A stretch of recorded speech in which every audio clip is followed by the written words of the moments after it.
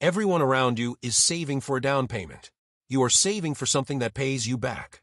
That single choice will make you look foolish for a decade and free for the rest of your life. You are 26 years old.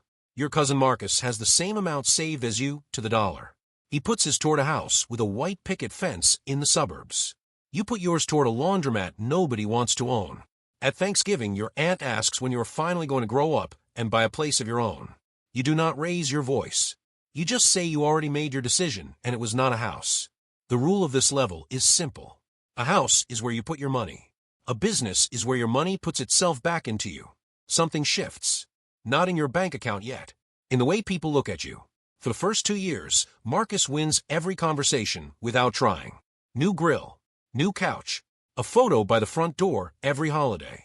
You're still driving the same car with the check engine light that never quite turns off, still counting quarters out of a machine that smells like bleach and dryer lint.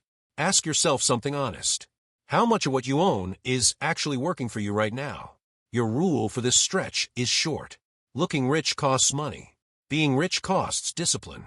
Year 3. The laundromat starts throwing off more than your day job does. You do not buy a new car. You buy a second machine that washes money while you sleep. Marcus refinances. Interest rates went up, and his mortgage payment went up with them. He laughs it off at dinner. You do not laugh. You just listen. If you are still with me, you already know this is not really about laundromats. It is about the one asset nobody teaches you to want. Say it in the comments if you have ever chosen the boring thing on purpose. Something shifts again. Not in the news. In your calendar. You stop checking prices before you order coffee. You start checking cash flow before you check your phone. By year 5, you own 2 more locations. You have never taken out a loan that you could not pay off with what the business already earns. Marcus has taken out a second loan, this time against the house, to fix a roof nobody warned him about. Here is where most people expect the story to turn sad for you. It does not.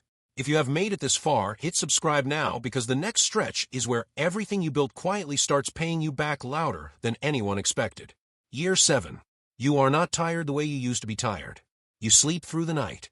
You wake up before your alarm, not because you have to, but because you want to see how the day starts. You take your parents to dinner and pay before they can reach for the check.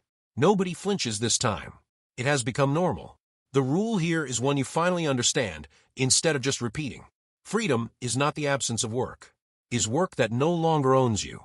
Marcus calls you in year 8, not to brag this time, to ask how you did it.